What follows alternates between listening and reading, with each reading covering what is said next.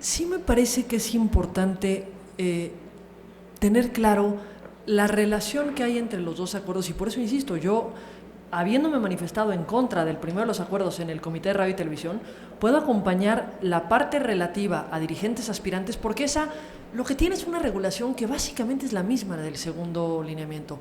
¿Qué es lo que yo sí no puedo acompañar bajo ninguna circunstancia? El que establezcamos regulaciones de qué tienen que hablar los partidos en época ordinaria, en época de precampaña, en época de campaña.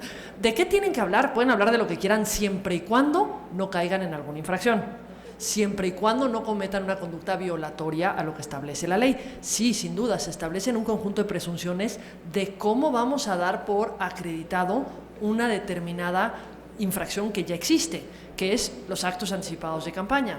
Se hacen presunciones sobre quién puede ser un aspirante. El detalle es que el ser aspirante en sí mismo no genera ninguna consecuencia. Ser aspirante y contratar propaganda, o ser aspirante y aparecer en propaganda de los partidos políticos, entonces sí tiene una consecuencia. Y precisamente por eso en el segundo de los lineamientos se señala con claridad que se le preguntará al propio aspirante si es o no es, pretende o no pretende contender para un proceso electoral, con las consecuencias que se señalan en el mismo.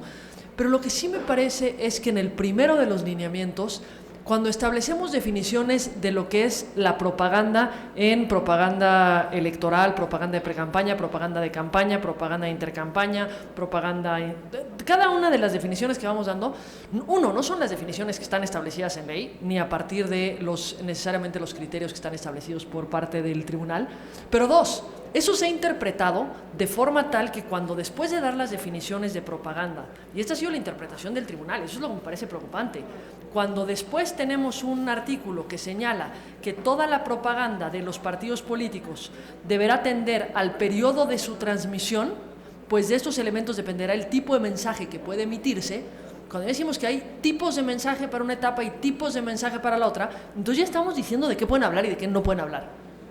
Porque no solamente es un tema que no se puede llamar al voto fuera de campaña. Eso, de acuerdo, pero es una infracción.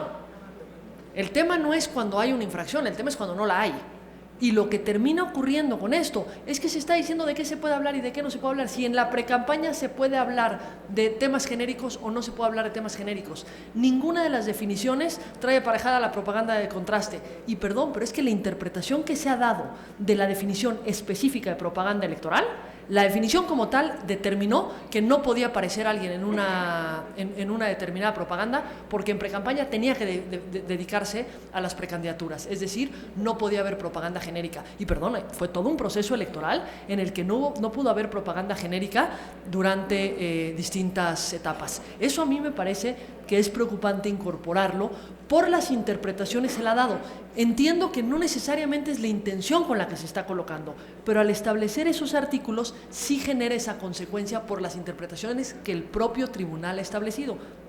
Por eso yo, si bien acompañaré lo relativo al lineamiento quinto en su inciso, su numeral 4, inciso C, no puedo acompañar lo relativo al lineamiento segundo en cuanto a las definiciones de propaganda, el quinto en cuanto a las características de la propaganda en las distintas etapas y el sexto en cuanto al método del análisis, porque me parece que eso lo único que puede generar son distorsiones. Sin embargo, por lo que hace al fondo de lo que hoy se está regulando conjuntamente, sí comparto el que las regulaciones de aspirantes no son una regla diferenciada.